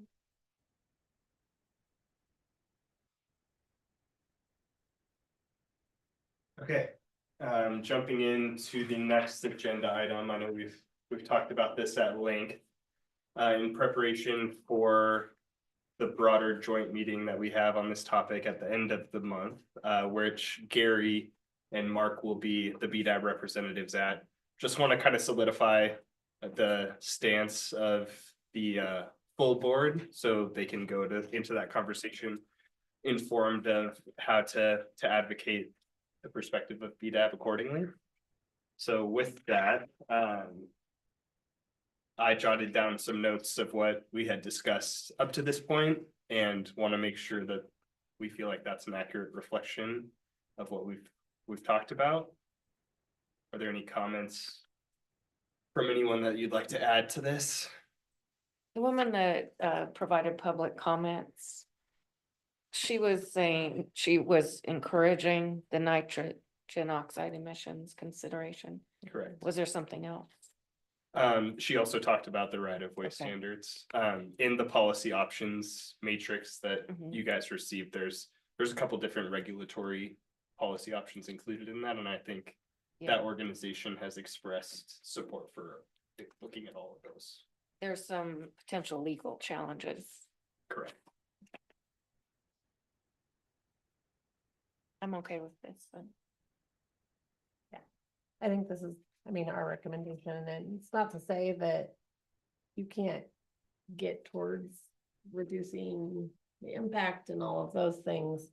There also needs to be, the city needs to be safe in doing so, and there needs to be thought around backup and redundancy for natural disasters and things like that as well. Great, so with that, if someone wants to rattle off this lengthy motion, I think we'll have things solidified. Brooke? Sorry, I'm gonna interrupt. I'm gonna interrupt for a minute. We haven't done a conflict declaration. Has anybody on the committee identified any conflicts that can come up as a result of this decision and this motion? Nobody has, but I don't have one. Who else? Conflict of interest. conflicts. So basically, Serving would on you other benefit committees. from Oh. this policy being implemented? Yeah, you or a family member, either an actual benefit or a potential benefit. Okay, just wanted to Yeah. bring that opportunity. That's why we have attorneys in the room. Yeah, Mhm. okay, Thanks, Brooke. thank you. Okay, I move to approve the recommendation of the electrification policy options presented to the Bend Economic Development Advisory Board during its February 3rd, 2025 meeting as reflected in the PowerPoint to representatives of the City Council, the Affordable Housing Advisory Committee, and the Environment and Climate Committee during their joint meeting on February 24th, 2025. I second. All in favor? Aye. Aye. Any opposed? Okay, motion carries. Great. Thank you all. We're gonna breeze through this agenda item for sake of time and that we're gonna be coming back to it in March. But wanted to provide a quick update on the tax increment assistance programs that we opened up applications for at the start of this year. We have received 5 applications in the first quarter, which I think city staff are pretty encouraged about. Our Bend Urban Renewal Agency will be reviewing those applications on their February 19th meeting. And in March, we'll be able to go into greater detail as to how many units are included in each of the applications, what kind of AMI levels the units will be for each development specifically, but wanted to let you know that we have had some interest in those, which is a great sign for that program. They will be, as I said, reviewed by Borough, and they are also all for the housing affordability option, not for the job creation track at this point. So all housing focused as it stands now for Q1 of this year. Also made an attempt, definitely a little bit of a messy slide, but wanted to provide some. Sorry, just a quick Yeah. question. For this is the TIP programs, right? Mhm. Can we have a conversation, like, when I stepped to the TIF 101, there was a part of TIF that is regarding supplier diversity. Yep. Is an opportunity to sort of talk about that and understand for the 5 applications, what that looks like.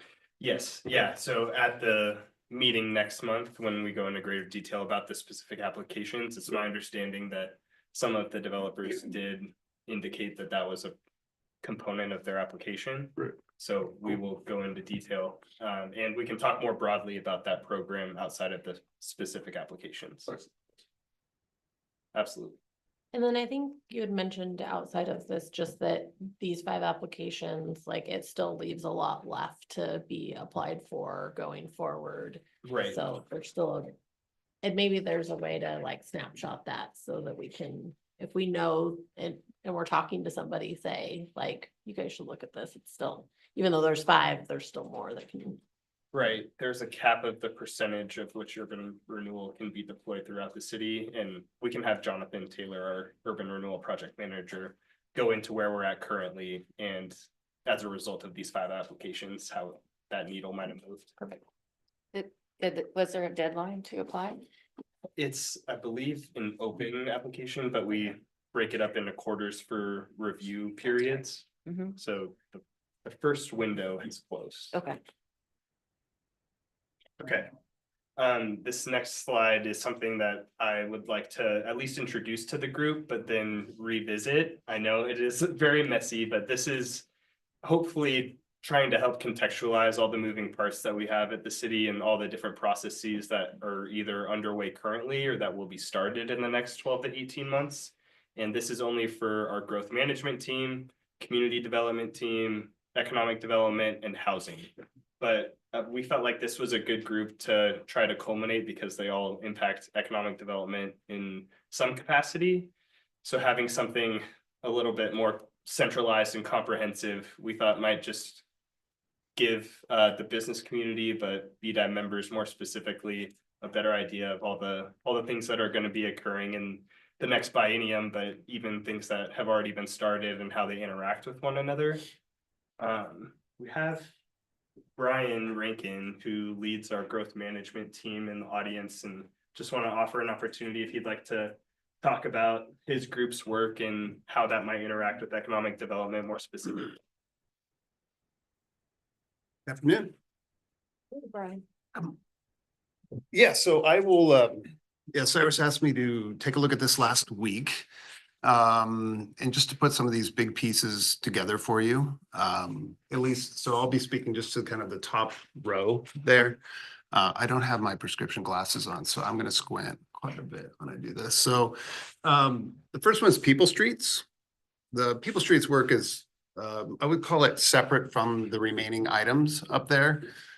We were assigned the People Streets project after a project manager left the city. And so Susanna Julber is our transportation planner. She's running that project. And that project is really about trying to explore different issues on implementing some of the new state laws around how we do our transportation planning. Some people know it as the CFEC rules, climate friendly and equitable communities rules. It's essentially trying to figure out, okay, if we implement these rules, we're going to be required to invest more time, resources, new development standards, new standards for the right of way regarding how to accommodate people on bicycles, transit, and pedestrians to make it safer and easier to walk around, bike around, roll around, bend.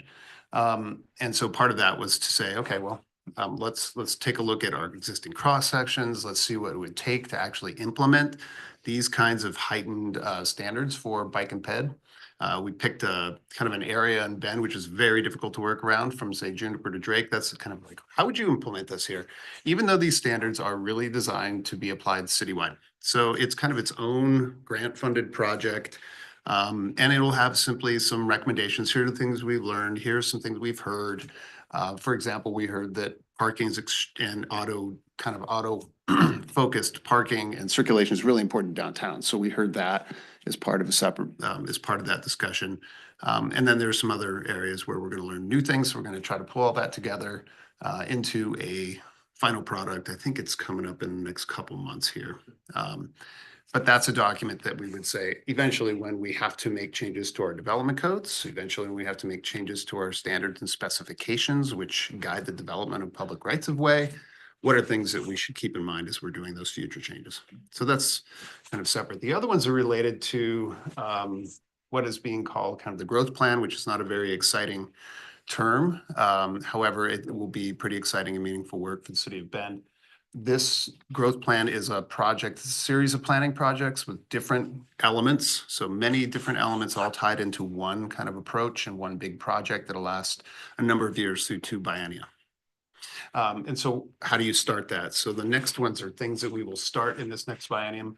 Contextualize housing need is one specific deliverable to look at how the city of Bend is going to affirmably further fair housing and meet our housing production requirements that are established from the state. So that is an independent deliverable that that the city is expected to work on and deliver to the state. So that's our first move. A buildable lands inventory that takes a look at, what is the land inside of our current urban growth boundary? How much supply do you have of land to accommodate future growth? That's another deliverable. An economic opportunities analysis, I believe you've probably been briefed on that through Damien. So that's another first move. And then our hope by the end of the biennium is to say, okay, we now know essentially some of the demand for housing and demand for employment land. And then we'll also examine the supply.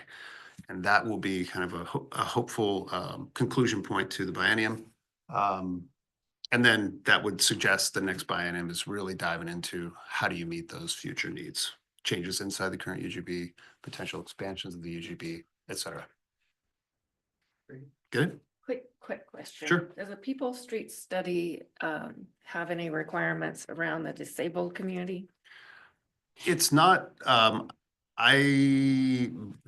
course, yes, I guess, because you have state and federal law, which are requiring that kind of consideration. I think in the spirit would be yes, clearly, because you're talking about better sidewalks, essentially better multimodal transportation systems. Now, exactly how that's being addressed within the study, I'd need to talk to our PM on that, but Okay. yeah. And you said that was Sarah. It's Susanna Julber, and I can pass questions along and feed it back to you as well. So if you have a specific question, feel free to ask Cyrus. I'll get you the information. Great, thank you. Yeah. Thanks, Brian. Sure. Really appreciate it. Yep. And part of this too was, I think, to help, we are reviewing this target sector analysis, but to give a more well-rounded picture of how that's going to feed into other processes that are going on within economic development, but also within growth management, and just the vision for how we're going to develop employment land in the future and how that data is going to be utilized is what I was hoping to kind of accomplish in giving this more well-rounded picture of things that are going on across various departments of the city. So more to come on this. I'm also working on a one-pager that gives a 1 or 2 sentence description for what each of these things mean. So there's a lot going on, but thought it would be of benefit for you all to be aware of all the moving parts. Okay, and with that, we're going to talk about the target sector analysis more specifically, and we'll welcome Damien up.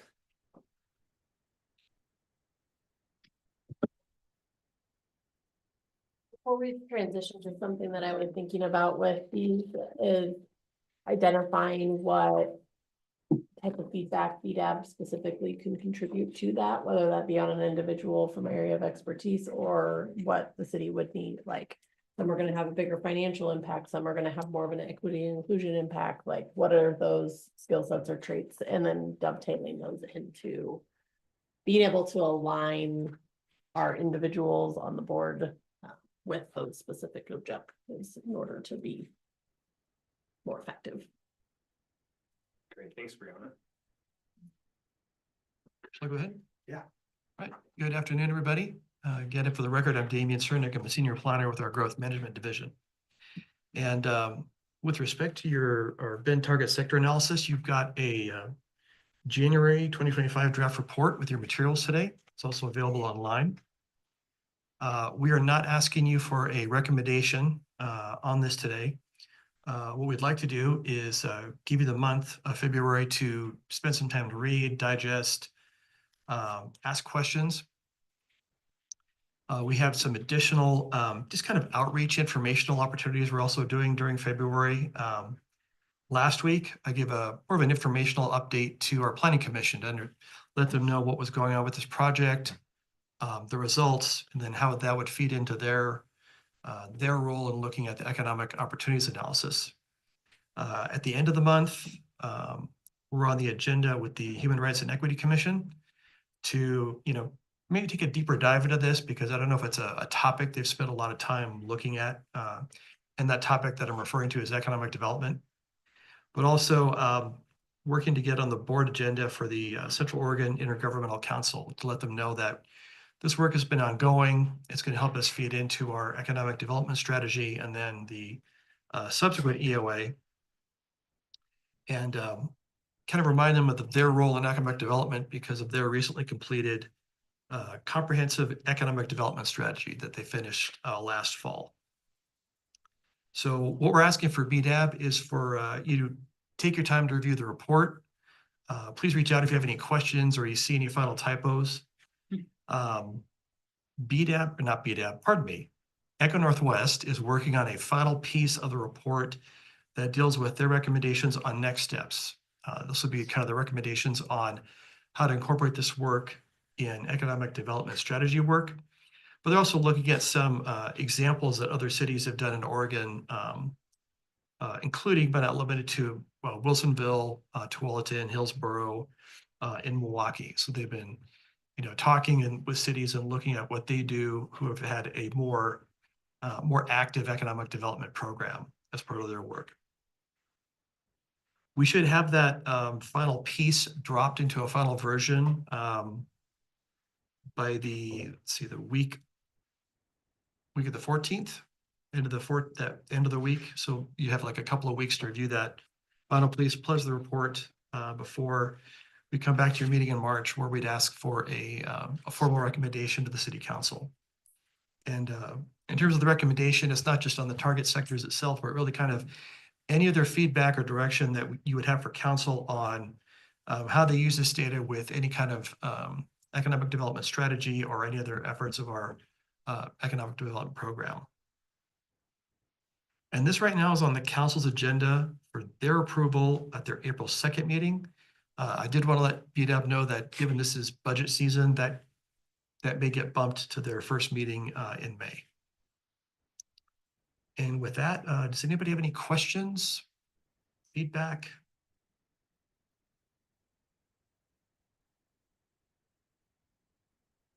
I think next month when we talk with Jonathan about the tax increment assistance programs specific for the more economic development focused around job creation, we'll go into greater detail about how any adopted target sectors would be tied to that program and allow for some more flexibility in the types of businesses that could qualify.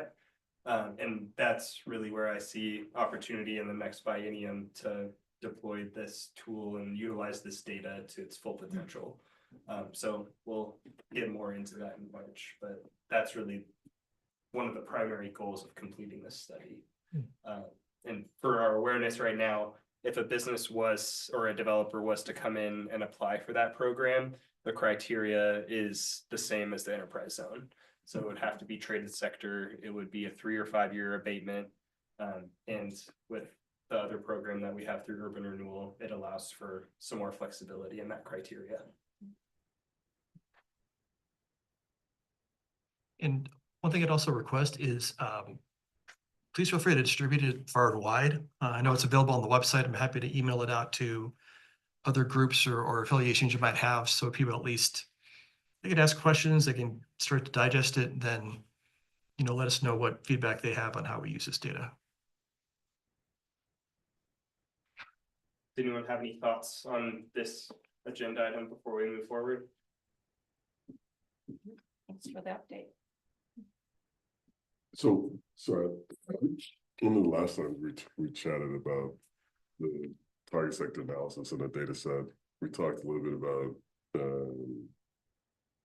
I'm remembering correctly, us doing a SWOT analysis or summarizing the data sets that it presented, sort of a SWOT analysis for Ben, looking at sort of macroeconomic, microeconomic, I don't know, either just talking about what has happened and becoming a little, if possible, sort of forward-looking in terms of like what can happen.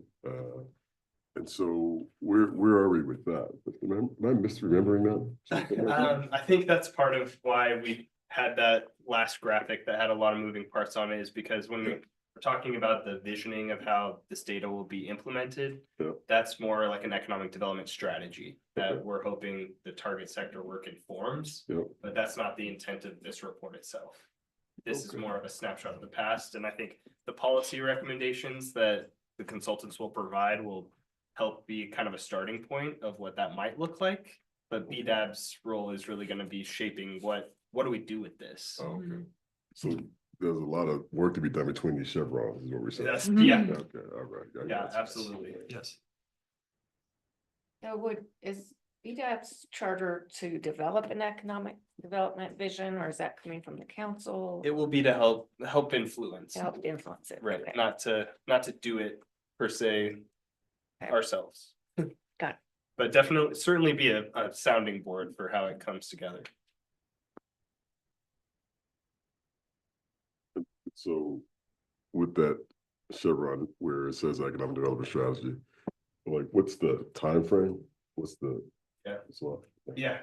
well, actually today and tomorrow council is at a retreat for council goal setting. Right. And so it's a little dependent on the outcomes of that conversation and how resources are allocated based on where the council wants to focus their resources in the next biennium. We anticipate that there will be the economic development strategy. My understanding has been in the council goals for the last 2 biennia. So I would imagine that it would continue. And if that is the case, I would hope that we could have an economic development strategy be started mid to late this year. There are other data components that are going to go into that as well. I think the target sector work is one thing, but there are other data components that we want to get completed before we get to that point. Okay. So just going back to the question in terms of like, what's BDAB's role in that, whether it's reactive or, contributing on the front end. And I had the pleasure of sitting next to Brianna on the advisory board summit. There were some conversations around, what that cadence of conversations will look like, both with staff as well as with council. Is there some intentional thought given to what that looks like, so that all the work that the team is doing and that the considerations that BDAB has, that there is some sort of critical mass that's getting built, so that we are all on the same page as we get to whatever that pinnacle is? Yeah, so 4 horsepower, all aiming at the same thing. Make greater. Could you distill your comments? What is exactly? What's the roadmap, bro? Like, how do we get to the point where there is a clear delineation of a, for lack of a better term, a RACI, along with a time frame of who's doing what are we consuming, what information is needed at any particular time, so that by the time we get to having that conversation, at least we're all looking at, we may have different pieces of the elephant, but we've had a chance to see it from the different angles. you have something you want. Yeah, just looking, if I may, part of, it's a great question and you're not alone in asking, I think, a really good and detailed question, looking for a detailed answer, right? And I think if Russ Grayson were here, I was trying to channel Russ Grayson, honestly. I'm a lot shorter, so it's kind of, kind of, You got more hair though. we don't get everything, do we? It's really hard right now, as council setting these goals, to be hyper specific about what exactly is going to happen, say, and when it's going to happen, right? In terms of, because we need to listen and learn what the council's priorities are going to be. So, at the highest levels right now, you have the council setting its policy direction for the city and for advisory bodies. And so we have no idea, we have some idea what is going to come out of this, but we don't really know what their priorities are going to be. I think the sense is, though, that economic development will continue to be an important priority for the council. How that manifests, we have to find out. We could get a very specific goal and action that the council wants out of this process around an economic development strategy, or it could be more general. And so it's kind of like, we're gonna find out. Let's wait for the council. Let's wait for their direction. I think we'll have a better idea of what to do with that. But part of this too, just really quickly on the kind of the origins of the sector targeting thing, like what are we doing now and why are we doing this? The sector targeting study is really important because at the highest levels, it's saying the city is competitive and has an advantage here, and we want to support employment in these sectors, right? This is what we're going after. And that then allows two things to happen almost on different tracks, but related tracks. One is on the EOA, right? So the employment opportunities analysis is the land side of that. If you want to attract these industries and be competitive, then you're going to need to do these kinds of things to create that land base and infrastructure and create that supply of land to support that part of the economy. But the EOA doesn't do the other more programmatic. It's not looking at what are the things a city could do in terms of incentives. What are the things do we need new programs? Do we need staffing on those new programs? Do we need new incentives that we're not thinking about? And that to me is, that's really, BDAB, I think, would be front and center in the discussion on those and also be included in our work in that growth plan on the land side as well. So I think it's a little bit of both, and I think it's like, apologies for not having all the specifics at this point. I think we'll give it a month here and wait and see what the council comes up with, and then allow staff to react to it. I think we can have a better chance at answering your question with more detail. I mean, because part of the reason why I'm asking a question is because having talked to a couple members of BDAB, there are some unique perspectives that it sounds as if maybe it's not reaching council, maybe it's not reaching the right staff members that could help build that agenda. Jen volunteered me to be vice chair, so like, can I volunteer? She has some great perspectives. Oh, for the love. At least the questions we should be asking ourselves, right? And I'm sure there's other BDAB members there that have those same they have the same perspective as well and thought process they contribute. It'd be unfortunate, I think, for us to miss that bus and wait too long down the road before we tap it, right? And so I'm just looking for that point in which there's some opportunity to kind of tap in and bring this to bear all the resources, all of the experiences that this group has to help influence that agenda. I agree. I think I don't think you're alone also as an advisory board. I think there are other members of other advisory boards that are feeling we feel underutilized perhaps, or we have more to give, but we're not quite sure where to give it and when, how do we interact more? So I think it's a common, I think, concern that I've heard over the years. I think what the city does with that, I think it's, working with Cyrus on that, making sure that the council hears that. That's part of Cyrus's job is to carry that forward and representing you. And say, hey, there's more to give here. How we need to do a better job about tying BDAB into different conversations or trying to fulfill some of those desires that you have there. Who's our council liaison? Megan Perkins, and the reason she's not here is because they're at the goal setting retreat. I mean, I would say that the slide that you put together, Cyrus, and some of the, like, even just having the roundtable discussions. I've been on the board for 4 years, like, that's the most the city's ever done to like strategize around how we can best work together, so I share the feeling, but I also think I think there's more information that's gonna help us do that job better than we've been able to do in the past because there wasn't that clarity around where are we going. Or what is the plan? I mean, I would anticipate that the slide that you put together, Cyrus, is not dramatically changing, like those things will still happen. What emphasis or degree they happen with is going to be informed by city council goals.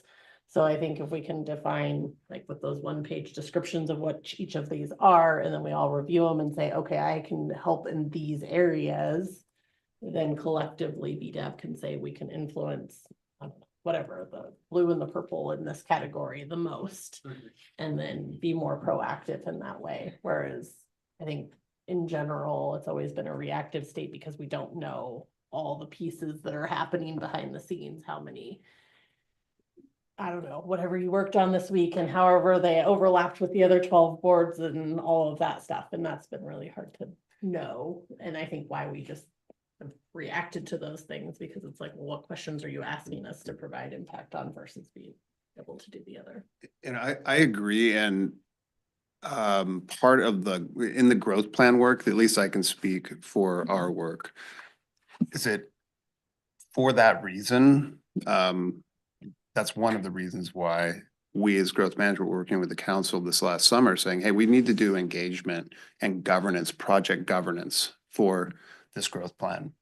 And we experimented on the climate friendly area study. We experimented with bringing different committee members together as an independent committee. So take 2 of you and 2 of all the committee members, for example, put them onto one committee and then have them help move this big project through the city over a number of years.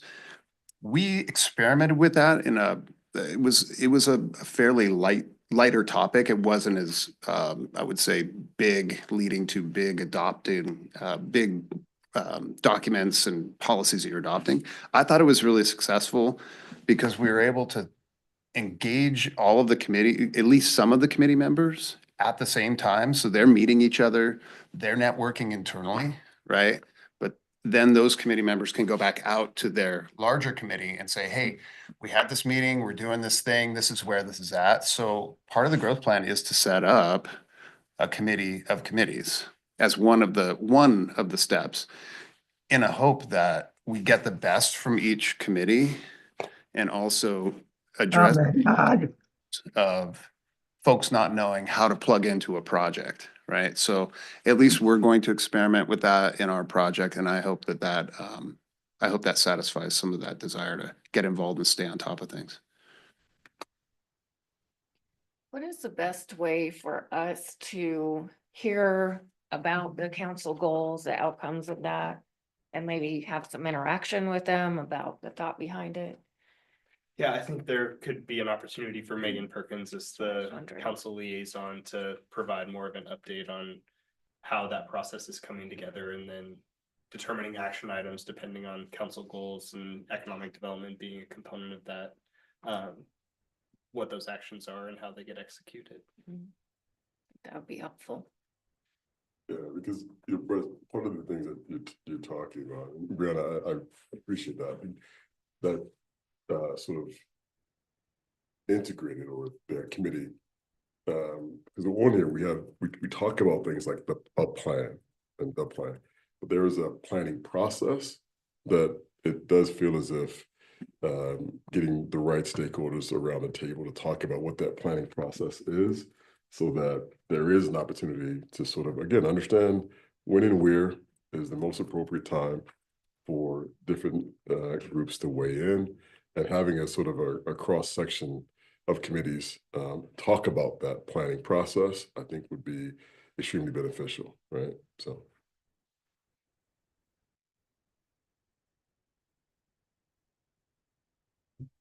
Okay. Thank you, Brian. Thank You're doing your best. Thank you, or sorry, I'm not sure which one. No, it was very helpful. Thanks a lot. Appreciate it. Okay, that was our last agenda item. Thanks, Dean. Thank you.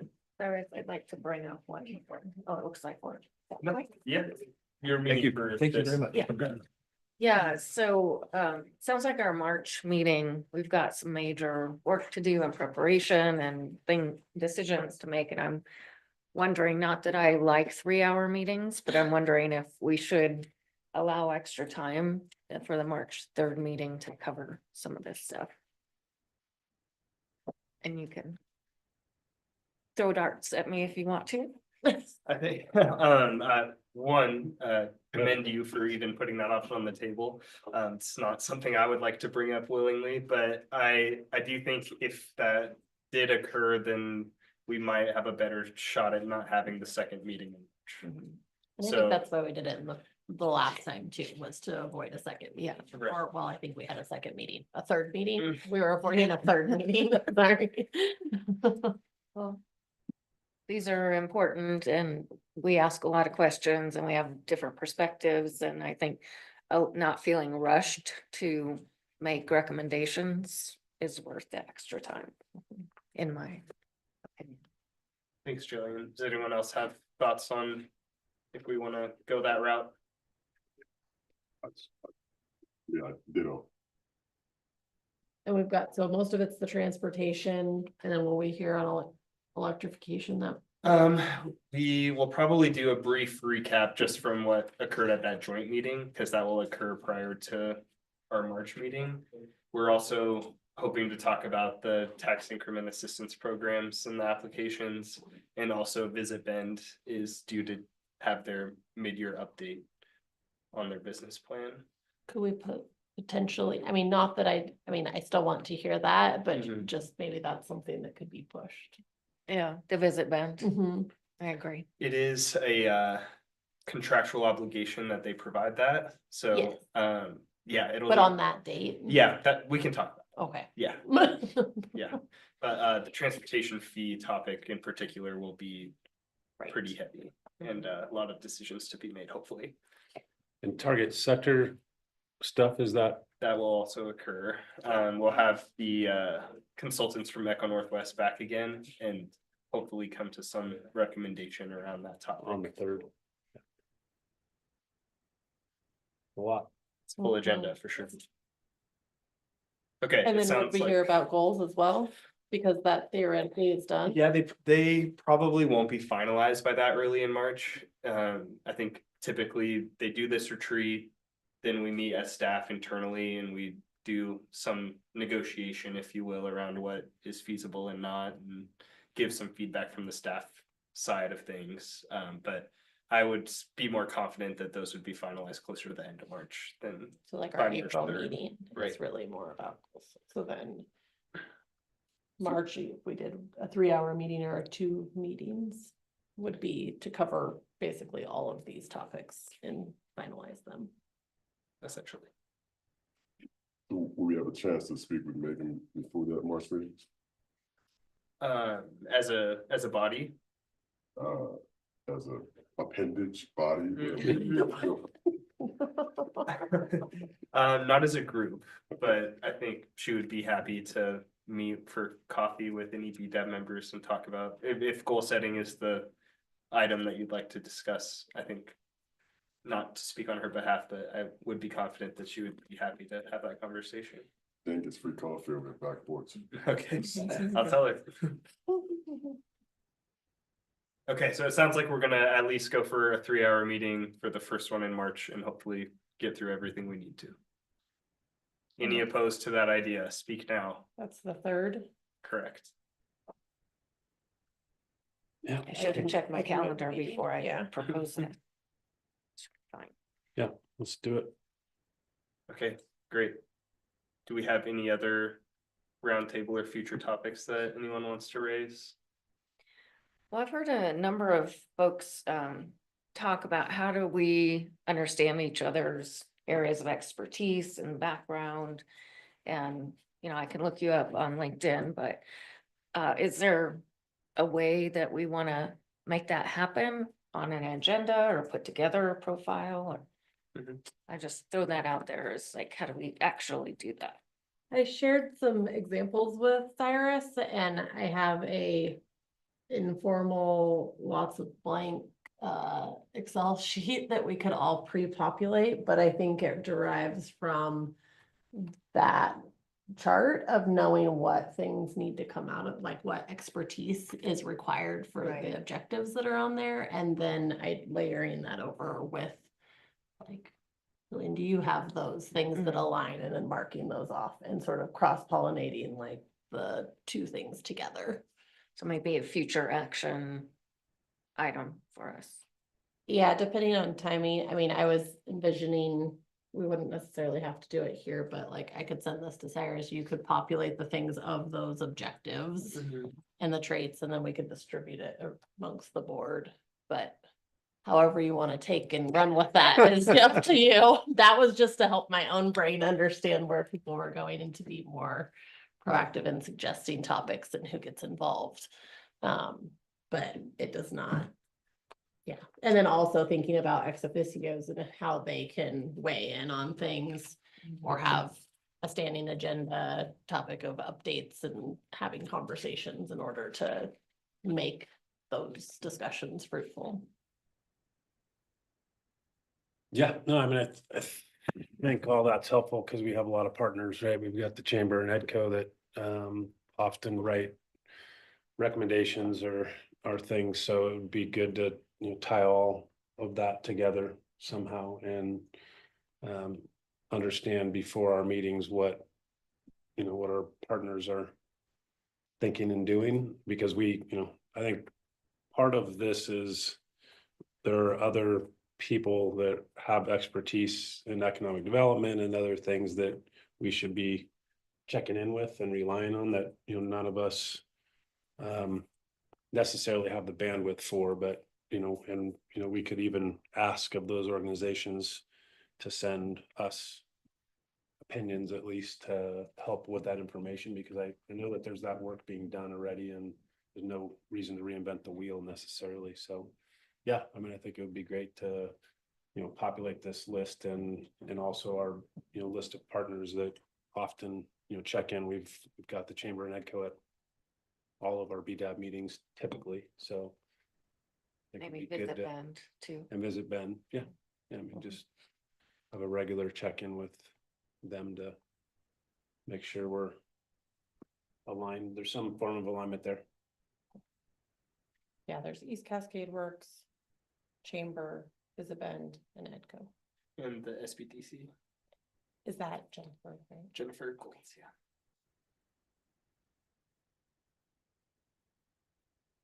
Great.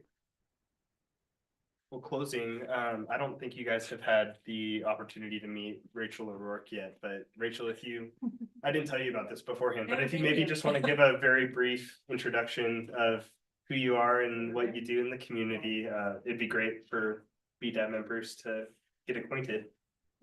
Hi. I'm Rachel O'Rourke. I'm the Executive Director for the Downtown Bend Business Association, so right over there. And thank you for inviting me to this. This is very insightful. He's told me a little bit about your guys's advisory board and definitely learned a lot. But it's my intention to try to get involved and get my ear on all of the different committees that affect downtown, just so we can have some insight on what's going on and hopefully a voice. So thanks for having me. Yeah. Nice to meet you. Nice to meet you. Thanks, Rachel. Yeah. Okay. That wraps us up for the day, and we'll look forward to an extended meeting in March.